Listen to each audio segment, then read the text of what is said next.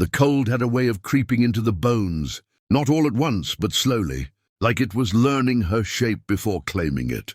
The storm outside howled like something alive, wind slamming against the concrete walls of the underground shelter as if it wanted in. The lights had gone out an hour ago. The heater followed soon after.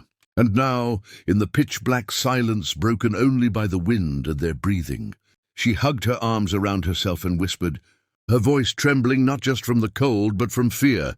"It's cold, and it's just the two of us in here. We have no choice but—" Her words trailed off, unfinished, heavy with meaning neither of them was ready to name. He stood a few feet away, barely visible, his silhouette rigid, like he was afraid that even moving might break something fragile between them. They hadn't planned to be here together. A citywide blackout, a sudden evacuation, a locked shelter door that jammed behind them. Fate had sealed them in without asking permission. She had been a stranger an hour ago, just another face in a panicked crowd, and now she was the only human warmth left in a world that felt like it was freezing over. He cleared his throat, the sound echoing too loudly in the darkness. We'll manage," he said, though he wasn't sure how. The temperature dropped fast, breath turning visible, fingers stiff, fear settling in like a second layer of ice. She tried pacing, rubbing her hands together, but the cold didn't care. It pressed closer, cruel and patient. When she finally sank down against the wall, teeth chattering uncontrollably, something in him shifted. Survival stripped things down to truth. Pride, distance, fear of closeness. None of it mattered when the body was starting to lose its fight. He crouched near her, hesitant. "Hypothermia starts with shaking," he said quietly, remembering something he'd once read. "If it gets worse, you stop feeling cold at all." She laughed weakly, a broken sound.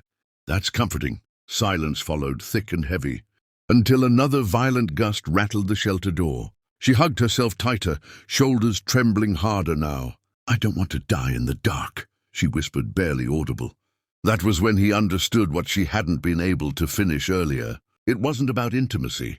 It was about survival, about sharing heat, about trusting a stranger when the world had given them no one else. He took a breath, steadying himself, then slowly sat beside her, close enough that their arms brushed. She stiffened at first, then relaxed when she realized he wasn't pulling away. "We don't have much time," he said. "Body heat might be the only thing that keeps us alive until morning." Her voice shook when she answered. "Then don't sit so far." So he didn't. They shifted closer, awkward at first, then more naturally as instinct took over. He wrapped his jacket around her shoulders. She leaned into him, hesitant, then desperate, her cold hands gripping the fabric of his shirt like it was an anchor. The darkness made it easier. No faces, no judgment, just warmth slowly returning where there had been none.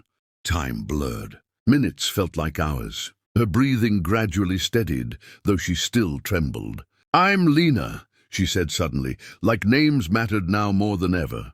"Ethan," he replied. Saying it out loud made them real. Two people, not just bodies fighting the cold.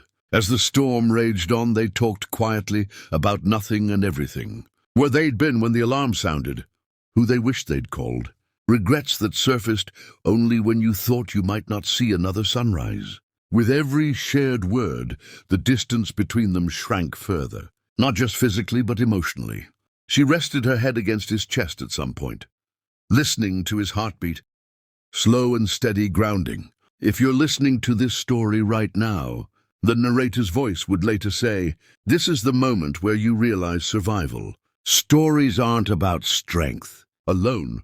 They're about connection." Outside, the storm reached its peak, snow piling high, winds screaming like the end of the world. Inside, something quieter was happening.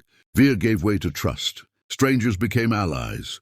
And warmth, real warmth, returned, not just to their bodies, but to something deeper that had been cold for far too long. When dawn finally came, faint light filtering through a crack near the ceiling. They were still there, wrapped together, alive. Rescue sirens echoed in the distance. Lena stirred first, blinking against the light, then looked up at Ethan, like she was seeing him for the first time.